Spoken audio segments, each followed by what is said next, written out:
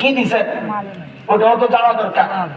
তো আল্লাহ বলেন, এক দিছি স্বীকৃতি, আমি ওদেরকে জানাইয়া দিছি, আমি ওদের উপর রাজি হয়ে গেলাম। যাদের আমল সাহাবীদের সাথে মিলবে ওদেরকেও জানাইয়া দিচ্ছি, আমি ওদের উপর রাজি হয়ে যাব। বলে আর কি দিবেন? বলে আরেকটা হচ্ছে, সাহাবীদের জন্য আমি জান্নাত তৈরি করে রাখছি। যাদের আমল সাহাবীদের সাথে মিলবে আমি ওদের জন্য জান্নাত তৈরি করে রাখবো। কার কথা? আর একটু জোরে বলেন না। আল্লাহ বলেন, والسابقون الأولون من المهاجرين والأنصار والذين اتبعوهم بإحسان رضي الله عنهم ورضوا عنه وأعد لهم جنات تجري تحتها الأنهار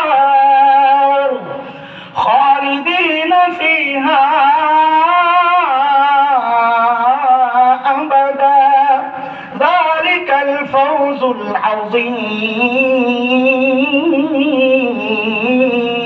العظيم। আবার একটু চিৎকার করে বলেন তো, কাদের সাথে মিলাবো? আজরে কোন শুনে, সাহাবীদের সাথে আমাদের আমল হুবহু মিলবে না। কেন মিলবে না? বলে কেন মিলবে? আমাকে আপনাকে সেজদা শিখাইছেন আমার বাবা, আমার উস্তাদ। সাহাবীকে সেজদা শিখাইছেন মুহাম্মদুর রাসূলুল্লাহ সাল্লাল্লাহু আলাইহি ওয়াসাল্লাম। মিলবে কোত্থেকে? তো এতক্ষণ কি বুঝাইলেন মিলানোর কথা? তা আমাদের বড়রা বলেন কি, শোনো শোনো, মিলবে না।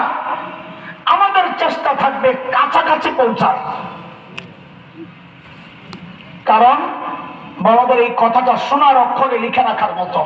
কারণ দুনিয়ার জিন্দেগিতে সাহাবীদের কাছাকাছি যতটা বসতে পারবা, হাসরে সাহাবীর তত কাছাকাছি উঠতে পারবা।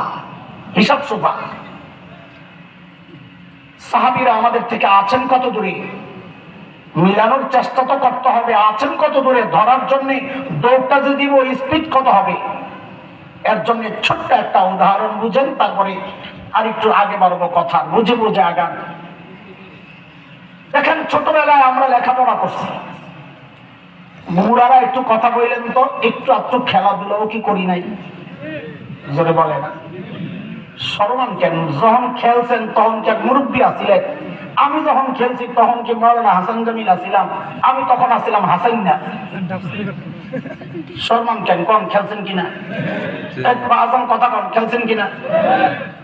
খেলছি।